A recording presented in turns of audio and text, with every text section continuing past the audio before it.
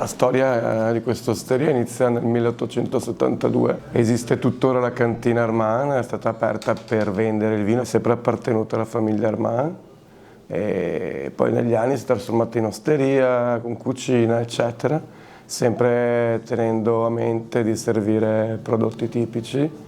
Naturalmente il Prosecco non è quello che conosciamo adesso, era il Prosecco con il fondo in damigiana, era un vino bianco e poi si è evoluto negli anni. Tuttora esiste la cantina, tuttora vendiamo il vino della cantina Armand, che è in piena zona di OCG a Col San Martino, nelle nostre colline UNESCO. E beh, ne ha viste di cose secondo me questa osteria, che io non c'ero, come puoi ben intuire. Io lavoravo in un ristorante conosciuto qui a Treviso, sono un po' appassionato di cucina tipica, di prodotti tipici del territorio e stavo cercando un locale che comunque appena entri già dessi l'idea di questa cosa, di tipicità, di calore, di cose trevigiane.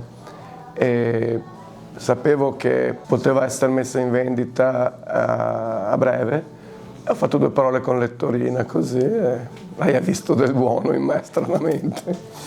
No, bene, ci ha visto lungo e poi dopo una trattativa abbastanza, perché non è stato facile, nel senso dal 1872 fino al 2003 è sempre appartenuta alla famiglia Armand, io non ho nulla a che fare con la famiglia Armand, ero foresto, come si dice. Torina, la classica donna d'altri tempi, dura e dolce nello stesso tempo. Mi ha insegnato tanto, anche in quel breve periodo comunque in cui abbiamo lavorato assieme.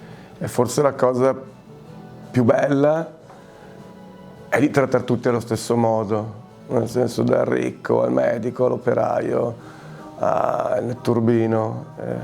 E forse questa è stata un po' la forza anche dell'osteria, nel senso che ognuno si trova allo stesso livello. Aneddoti ce ne sono stati tanti, ma pensa che quando l'ho presa io si fumava ancora dentro nel 2003. L'ho presa a ottobre, finiva a dicembre per 2 mesi, è stato pazzesco. No, mi raccontava degli aneddoti di certi personaggi che vanno via via scomparendo. Una volta c'erano veramente pittori strani che pagavano con un disegno, con un quadro come Picasso, con le dovute proporzioni come Picasso a Parigi. Qui andiamo tanto sulla stagionalità.